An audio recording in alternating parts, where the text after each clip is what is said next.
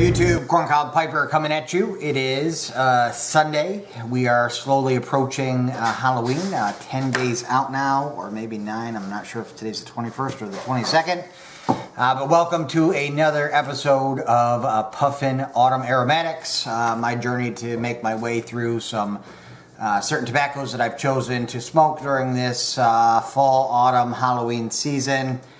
Wearing my new Halloween shirt on. I actually saw, I think Luke of the Cave did a video where he bought a bunch of pumpkin spice foods, and I think he was wearing the same shirt. Picked it up pretty cheap at over at Wally World. So for today's tobacco review, we are going to be reviewing another aromatic, obviously, and this one is going to be Dan Tobacco's Devil's Holiday. This is a berry flavored aromatic.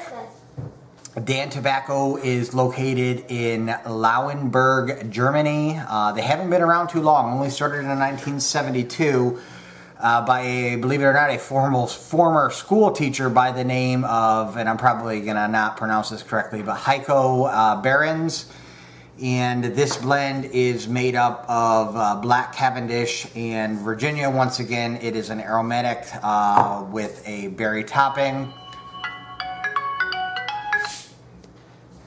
And we'll go ahead and take a look at it now. Alright, so once again, this is comprised of Black Cavendish in Virginia. Obviously, you could tell, hopefully from the colors, that you could see that there's some bright and red Virginia. Obviously, the darker stuff in there is the Black Cavendish. And this is a coarse cut, but there are some thicker flakes in there, thicker flakes of Virginia.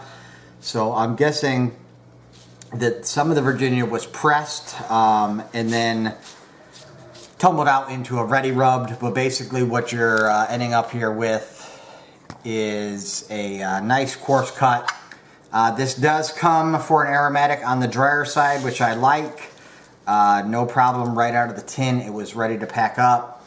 I've been smoking on this for about 4 days now, and it's starting to dry out a little bit more than my liking. So after this video, I'm actually going to go ahead and jar this tin up. Okay, so for the tin note on this, now immediately once you open the tin, you're going to get hit with a blast of just berries. And upon first smelling this, it reminded me of something very, very similar, but it actually took me around an hour or so for me to actually place it. I don't even know if this gum still exists. If it does, it's not as popular as it was when I was a kid. But back in the 80s, maybe to the early 90s, there was a gum called Hubba Bubba. I believe it's still in production. But there was three, and I used to chew a lot of it when I was a kid. And 3 flavors that I liked in particular was the original pink, and then the orange, and then lastly, if any of you remember, there was a Hawaiian punch flavor. I believe the gum might have been blue with a pink center. I'm trying to remember exactly what it looked like. It's been so many years since I chewed it, but I chewed a lot of it when I was a kid. And the tin note of this stuff smells almost identical to Hubba Bubba Hawaiian Punch bubblegum. It smells quite delicious. Like I said, it was one of my favorite gums. I can smell a little bit of grassy hay-like notes from the Virginia, and I am picking up some citrus as well in the tin note, but I don't know if that's coming from the topping or if it's coming from the bright Virginia. But at any rate, I can smell some citrus in there.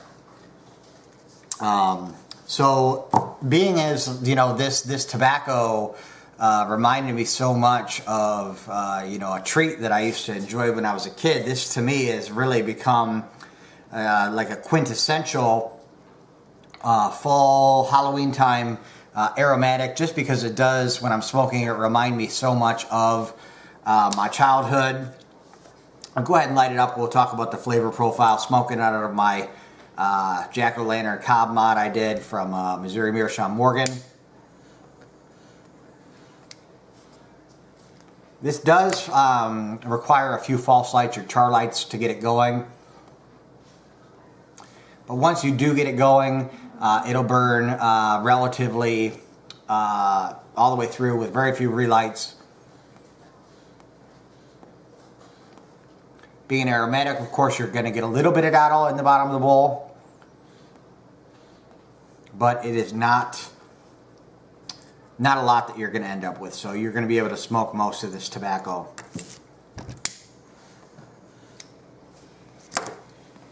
So for the flavor profile of this blend,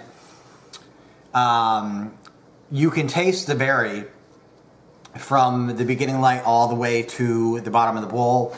However, once you get the halfway point, the aromatic flavor dissipates a little bit. You can definitely still tell it's there, but it is not as strong as it is during the first half once you get to that second half, but it's still there. One of the things that I do look for when trying to find a good aromatic is, can I still taste the tobacco in a blend while still getting that great aroma and mouth taste from the topping as well. And this one has been nicely done. It's definitely, you could taste the topping, like I said, from the beginning to the end, more so at the beginning, but you can also taste the tobacco from the beginning to the end. So like I said, when the topping dissipates towards the second half of the bowl, you could definitely pick up the tobacco taste, quite a bit much more there, but you're still getting both, and in my opinion, both the best worlds. So we'll talk about the tobaccos first. I do pick up some honey flavor in here. You want to sip this rather slowly too. It does have a tendency to burn quite hot, but I found that my second bowl I slowed down my cadence quite a bit, and it was much more enjoyable that way. So definitely take your time with this one. I have a tendency to smoke aggressively, and I have a tendency to smoke more aggressively when I'm filming a video, so it'd be really tough for me to slow down here while I'm filming, but I'll do my best. So just watch out, smoke this slowly. So for the tobacco flavor, I definitely pick up the grassy hay-like notes from the Red Virginia in there. That is the most predominant tobacco taste you're going to get. I do pick up notes of honey. Don't know if that's from the Cavendish or the topping, but at either rate, you could pick it up. And you could definitely tell there's some citrus in here. Once again, I don't know if that's coming from the tobacco or if it's coming from the topping, but I have to lean towards more that it's coming from the tobacco. But really what you get is those grassy hay-like notes, which I find is the most wonderful thing about smoking a Virginia tobacco. And obviously you're getting some of that sweetness from the reds as well as the sugar in the topping as well. So kind of a sweet blend, but not too overly sweet. Very nice blended combination between the topping and the tobaccos, like I said before. So for the aromatic attributes of this, once again, because this tobacco smells so much like Hubba Bubba Hawaiian Punch, I have a hard time getting that out of the back of my mind. And I have a hard time picking out all of the berries that are in here. They seem to blend and mesh into one flavor. But what it says for the topping on here is blackberry, blackcurrant, cherry, citrus, honey, raspberry, and sugar. I guess probably the berries that I could probably pick out the most, if I really had to think about it, are going to be raspberry and cherry. Definitely get that sweetness as well. I don't know what a black currant is. I've never had one, so I couldn't tell you if I'm picking up that flavor or not, because I don't. I think those are, currant fruits are something that's native to Europe, I believe. We don't have them over here. This blend is made in Lauenburg, Germany. But the taste so much reminds me of that bubblegum flavor. Really, every time I've smoked this, it's given me memories of my childhood. and, you know, sneaking gum in school. I think out of all the Hubba Bubba flavors, the orange was probably my favorite.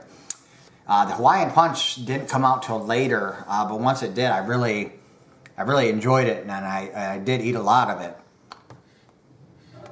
But back to the flavor profile of the Aromatic, what I get: raspberry, cherry, more of a black cherry or like a Bing cherry type of deal, not a sour cherry. Definitely picking up a little bit of the citrus. I get that honey, and I think the honey actually is coming from the Cavendish, and then obviously the sweetness from the sugar that they spray on here as well. But all in all, this is a very, very nice nice aromatic tobacco. I'm glad I stumbled across this one in my my autumn blend journey. This definitely was a pleasant surprise, and like I said, because of the taste and the reminding of me of my childhood, this is going to be my quintessential Halloween time tobacco. This will be something that I'll pick up every year around this time and smoke around this time every year. This is probably more of a summer aromatic as opposed to a winter aromatic. So I live in Florida. It's still hot down here, but it's starting to cool off. So for me, I don't really know what it's like to smoke an aromatic when it's cold out per se. Maybe chilly, but I would have to say this aromatic probably would go best around this time of the year, before it does get too cold, and definitely a good aromatic to smoke in the summer as well. So for Devil's Holiday, Dan Tobacco Devil's Holiday, my 5-star rating on this one is going to be a 4 out of 5 stars. The reason that I knocked the star off is just because it has a tendency to burn hot. It is manageable, but you really, at least for me, I really have to think when I'm smoking this tobacco, and I don't always like to have to do that. Sometimes I just like to stuff it on my pipe and smoke. With this one, I really have to focus and pay attention to how quickly I'm puffing it. Otherwise, I end up with some tongue bite. So I took a point off from that. But very, very good blend. Definitely something that I would recommend if you're into aromatics.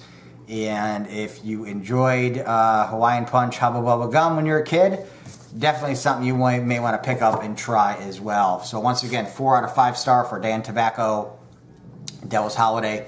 And as always, YouTube, keep on piping.